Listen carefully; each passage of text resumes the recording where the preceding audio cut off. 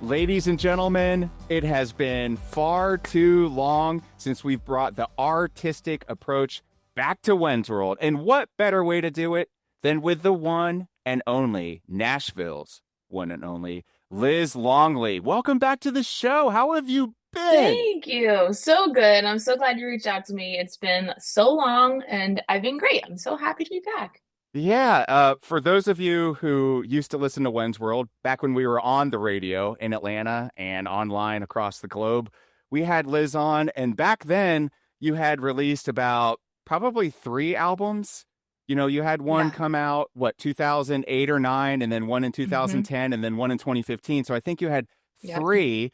I'm sure a couple things have changed since then, maybe, right? Just a few.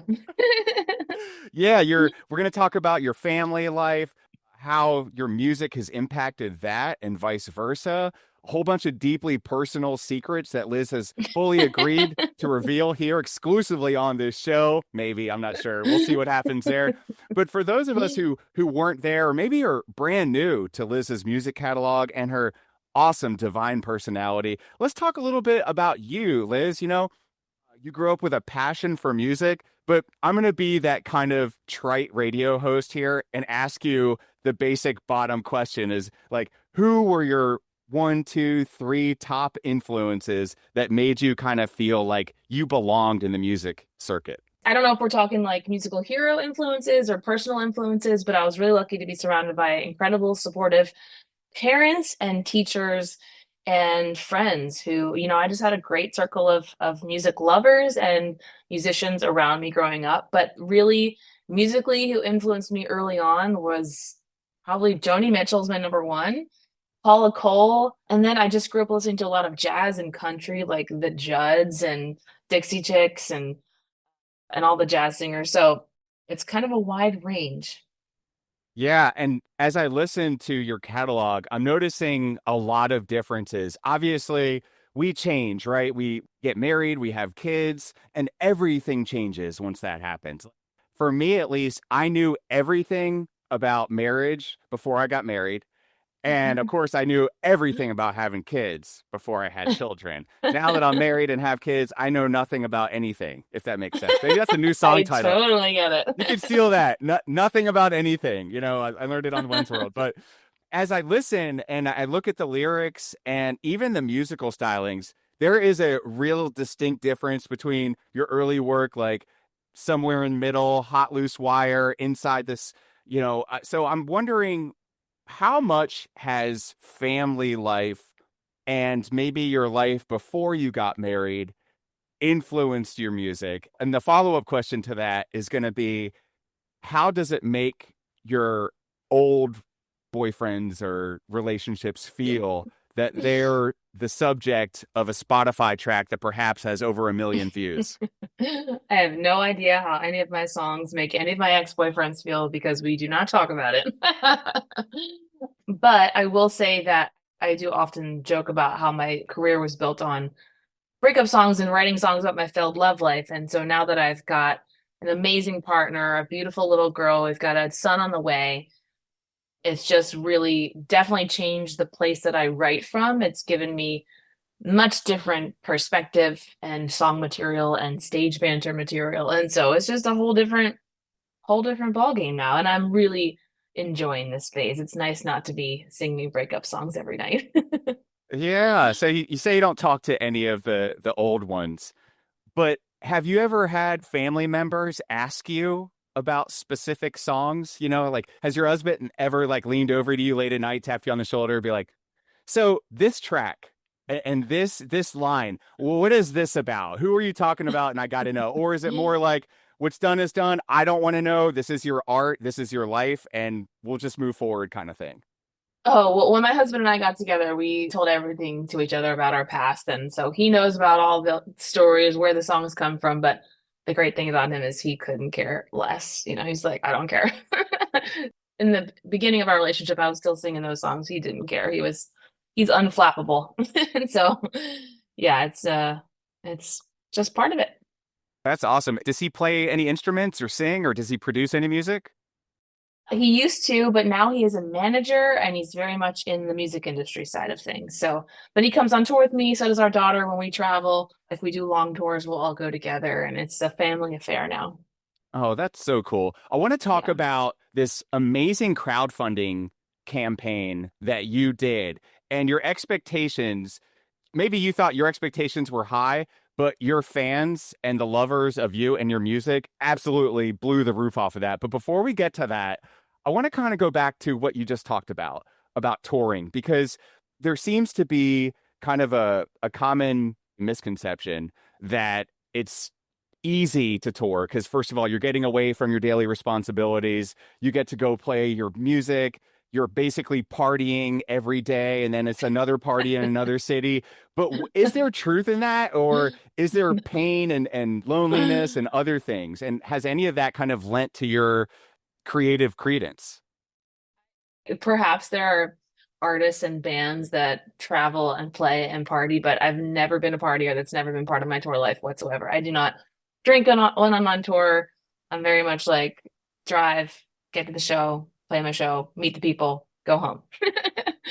And that's how I've kept it maintainable. I take care of my voice and my body when I'm on the road as best as I can. Sleep is number one. And so, yeah, there's no partying, no sex, drugs, and rock and roll kind of thing going on, but I'm sure that exists. And is it glamorous? No. I mean, I basically tore out of my minivan, but it's what I love to do. I love meeting and connecting with people. So I wouldn't trade it for anything. That's beautiful. And again, if you're just joining us, we are with the one and only Liz Longley. Just check her out on Spotify. And from there, you can see where she's touring and all of the other details. But we're going to talk about what we teased earlier. And this blew my mind when I saw it. I think you set a goal because you realized that maybe your creative direction was a little bit different than the label that you were with at the time. And you wanted to kind of pursue a new sound, maybe with a new studio, new producers.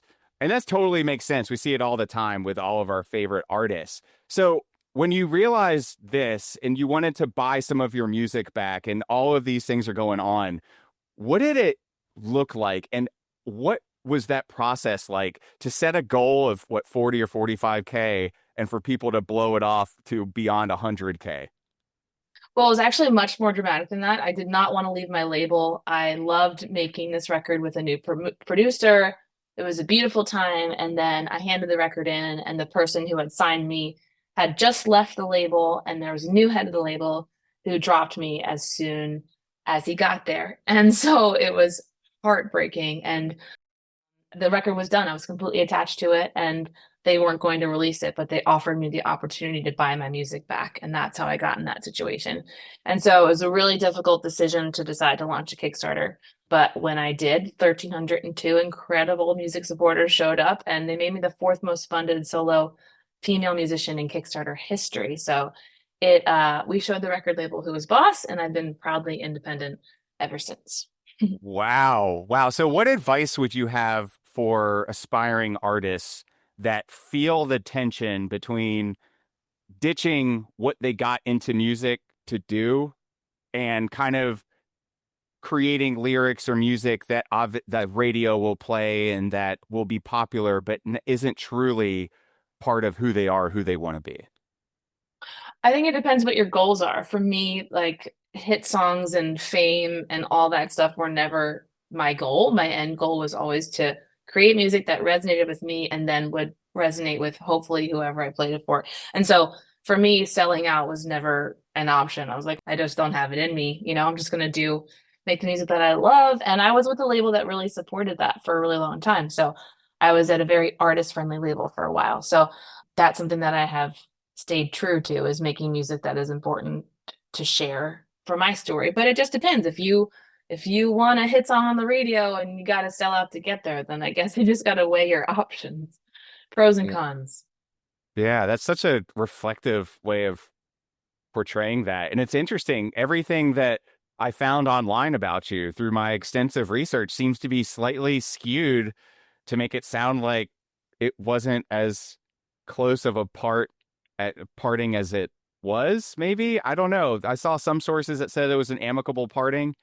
And though when you hear that, sometimes it makes you wonder, because, some artists say that just to save face. Of course, nobody wants to burn bridges. It's a very tight community. Yes, it was that for a while, and I was told that I had to say that, and now I'm like, I don't care. I just couldn't care less. So now I'm just saying it was dramatic. I will also say at the same time that I loved my time at the label when I was there. It was good. As far as advice goes, we talked about what goals are. What advice would you give to an aspiring artist that wants to get signed desperately? What are some pitfalls to avoid, and maybe some phrases that once you hear them are like blinking red lights, like stop, do not proceed? I would say number one, ask yourself why you want a record deal and really research whether or not a label deal will give you what you're actually looking for. So many artists are independent now, and there are lots of great things about being independent. However, if you are looking into a deal, absolutely you have to have a lawyer look over all those terms and make sure you're not signing your life away. I think 360 deals are pretty common these days, and so that's something to that should put up a little bit of a red flag. But yeah, definitely have people that you can talk to at the label. It's really important to talk to other artists who are at the label. Don't be afraid to have conversations about what it's really like to be on that label. I think that's what I wish I had done, I guess. Just to know what to expect and what to avoid and those kind of things. Yeah, you talked about you tour a lot and you have your family there with you, and that's so special. That's such a great thing. You talked about how you love the music, you're not there for the party. I gotta say, honestly, if it were me, I would have a challenging time, at least not before the show, because I have a hard enough time playing guitar as it is. I'm really bad at it. But if for some reason I did get on, I'd be like so focused on not making a mistake. There's no way that I would want to have a couple beers and, oh, wrong chord. Oh, Yeah, yeah, my yeah. strum pattern's off, like all the things. So, though I'm sure like we're all imperfect creatures, as a musician, when you get on stage and you miss a string or you forget the words to a song, how do you handle that in that moment? And has it ever happened to you? The last show I played on Sunday night, I broke a string 2 songs in. And it was one verse into the song and I didn't know, should I just keep playing? I told everyone I just broke a string, and then I was like, okay, where was I? Let me see if I can keep playing through it. And I did. And I think an important thing that I've learned is to make it a bonding moment. It's okay to say, I can't remember what the words are. Does anybody know what the words are? And it gives you an opportunity to bond with your audience in a different way and remind them that you're human. It's not going to be perfect all the time. And then that's where the fun stuff can happen. So I totally embrace those moments now. They do not scare me anymore. That is so cool. And I can just hear the truth in your response, Liz. This is so fun. This is so great. I got a few more questions for you. The people are demanding answers. They're beating down the door here. Performing, touring, every time I go to a concert, and this drives me crazy. And I want an honest answer. Okay. You can shoot me straight and I can handle it. I can handle the truth. When artists get up on stage and at the end say, "Thank you, Atlanta. This is our favorite place to play." Do you say that to every audience that you talk to? And how does that, have you witnessed the same thing? Have you ever toured with somebody and they say the same thing? And you're like, how can this be your favorite place when yesterday was and tomorrow will be? I do not do that, and no, I have not witnessed that where people say that at every spot. No. Huh. So it is theoretically possible that the venues that I have seen a show quite literally have been that particular artist's favorite place to play ever. Yeah, what venue are we talking here? I mean, they've been sporadic. Some of them have been very large, like amphitheaters in Uh-huh. Atlanta. There's one in Alpharetta. I've been to some really like small shows at the Tabernacle, stuff Uh-huh. like that. So I don't know. I feel like that's a risky thing to say to every audience you played for. So I'd have to hope that there'd be some truth in it. yeah, I think so. I'd hope so, unless they don't expect anybody to continue touring on. Unless those people feel like they're the common denominator. Like obviously, I'm the reason this is their favorite spot because I Right, was right, I right. was there last night. I'm in here tonight. I will say that like when I'm on tour and I go through Texas, I have a favorite Texas venue. I have a favorite Pennsylvania venue. You know what I mean? So I would say like this is my favorite place to play when I come to through Texas, and I would say that honestly. But I don't think I could ever pick like my absolute favorite place to play ever. I don't know. Do you have any super memorable ones?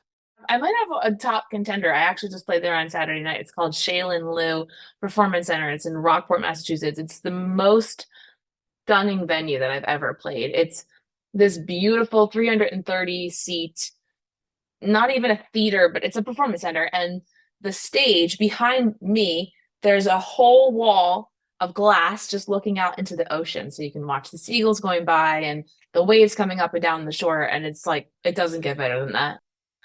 And I never get over playing there. But I Wow. don't think I've ever said this is my favorite place to play. Yeah, because now you make people feel bad, right? You know, Yeah, right. And what if you have a bad night, you know? It's not the venue's fault. It's like, no, it was my favorite place till I screwed up. No, I don't know. but like you said, it's all about, being relatable and stuff. This is a true story. So I brought the boys to Walmart to get some like stuff for dinner. And what my older one needed to use the bathroom. So my younger one and I were waiting outside the bathroom. And Walmart, in case you haven't noticed, has really changed their whole thing. Like they're trying to go like poppy and they have like the music on top. It's like a Target kind of approach. Uh-huh. I don't know what they're trying. I guess it works for some. But my youngest son, he's 5. He's kind of an old soul in a lot of ways. He looked up at me and he just right in the eye and he said, "Why do they make bad songs like this?" And I just looked at him and I was just like, I honestly don't know the answer to that amazing question you just asked me. Kids say the darndest things. I love it. Because I was listening to the song and I'm just like, oh, it's just trash. It's like nothing edifying. There's nothing enriching. It's just like looks, looks, looks, lust, Uh-huh. lust, lust, like all the things that bring people down. And my son sees it. He's able to discern certain things. And it had Yeah. me thinking about the music industry. I mean, just within the last 10, 15 years, things have changed not only to the way that artists create their music, but how they distribute it, how they make money at it, Yeah. how they monetize it. What's been for you the most challenging and rewarding aspect of that musical journey over the last decade or so? Spotify has completely changed the landscape for musicians, and it's forced us to look for income in other places, you know, because we cannot live on Spotify streams. Where if we were selling CDs or vinyl or whatever, you know, iTunes, we used to download MP3s, you know, it would be a whole different ballgame. But we're living off of pennies for streams. And so I have just really focused on emphasizing to people that support my music, like when they order a package, I'll say, "Thank you for ordering this t-shirt. This is the equivalent of you streaming my song 35,000 times. So thank you so much for supporting my music where it counts." So that people can know that like their support really means a lot to artists like me. And then I've also had to like branch out and figure out other ways to make this career sustainable for me. And so I launched a Patreon in 2020 and it's kept me creative. It's been my only source of stable income as a musician. And it's really kept me connected to the people that really care about my music. So it's been a beautiful thing in the end because it's enriched my relationships with my listeners. But basically, every month I'll release an unreleased song that only they hear, a demo of it. And I do a cover song. I've done like 50 at this point. So it's been running a long time, and a monthly voicemail about all the things that are going on behind the scenes. They know about shows before anyone else does. So I try to make it a really special place. That's how I've made it work as a musician. That's super cool. And we'll link that so people can follow along and maybe Thank aid you. you on your journey, of course. So, a few more questions. All right. How do you balance vulnerability with privacy? Because you share so much of yourself in your music. How do you do that? I've had times where I really struggle with that. And, you know, sometimes being so vulnerable has allowed people to feel like they know me really, really well. And then they share things that are too personal for, like, I can't be somebody's counselor. Like, I'm a musician. My job is not. So I had to get my own therapist who specializes in helping Nashville musicians, people that are in the music industry, which has been really helpful because they helped give me the tools to set boundaries. And yeah, it's been a learning process for sure because I'm an open book and I love when people tell me their stories and how these songs have impacted them in any way or they relate to them in any way. Like that's the greatest part. But then it comes to a point where it's like, okay, you know, like I said, I'm not a counselor. I'm not your best friend who you've never met and you just write me on the internet kind of thing. Like Mm. I need to have clear boundaries. So it's something that I've really tried to work on. And honestly, now that I'm a mom, like I have way less time to be on Instagram DMing people back, you know? Mm. It's kind of low on the totem pole in terms of like I got to make sure I have time to at least write the music that connects me to these people. So that's helped me kind of narrow my focus and decide where I should put my energy. I'm so intrigued by that response. Do you mind if we dig in a little bit deeper on that?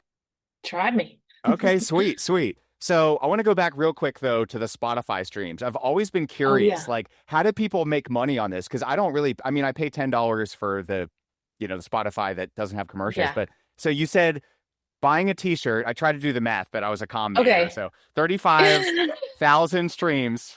Let me tell you. Okay. So I'll do some math here. So a stream, if you own the whole song and you're the only songwriter, Okay. which most of us co-write, that would be 0.0028 cents per stream.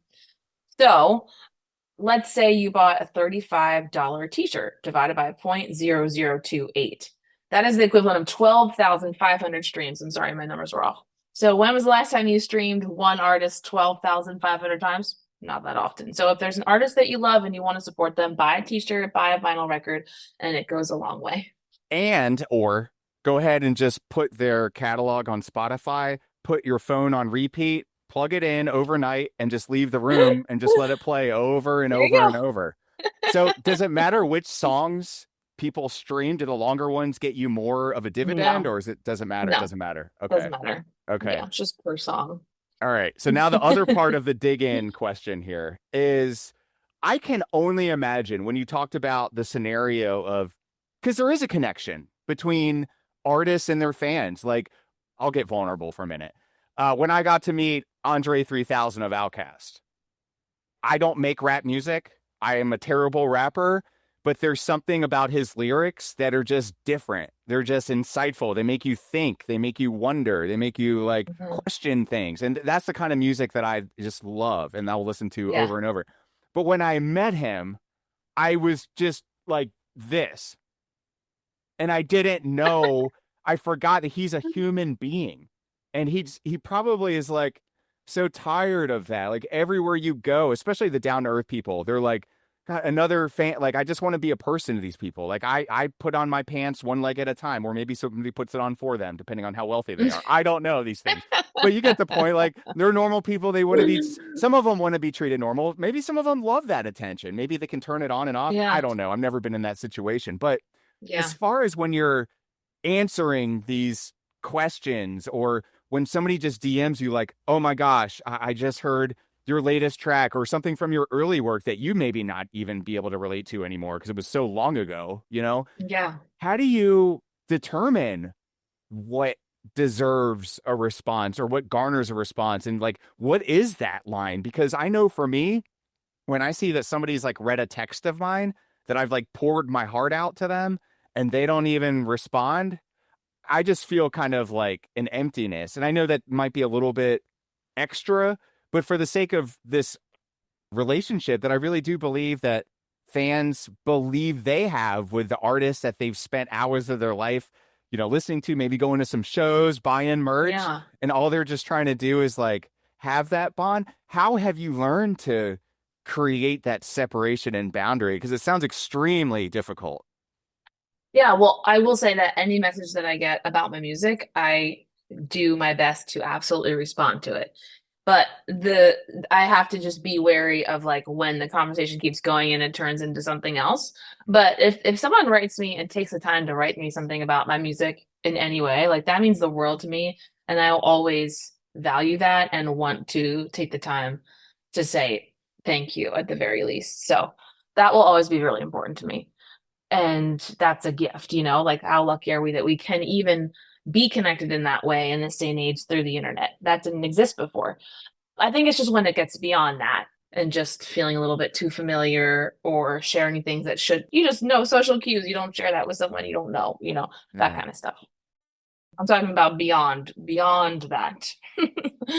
Like, hey, do you want to get dinner before the show? And we don't know each other. And no, Yeah. I'm traveling solo and I don't want to have dinner Yeah. Yeah. Those kinds of boundaries were, yeah. I could see Yes. that. I'm sure you get Yes. quite a few of those. And I'm sure, you could take it as a compliment, like, oh, thank you. But, Yes, of yeah, course. yeah, It's a compliment, but it doesn't change where I'm putting my energy.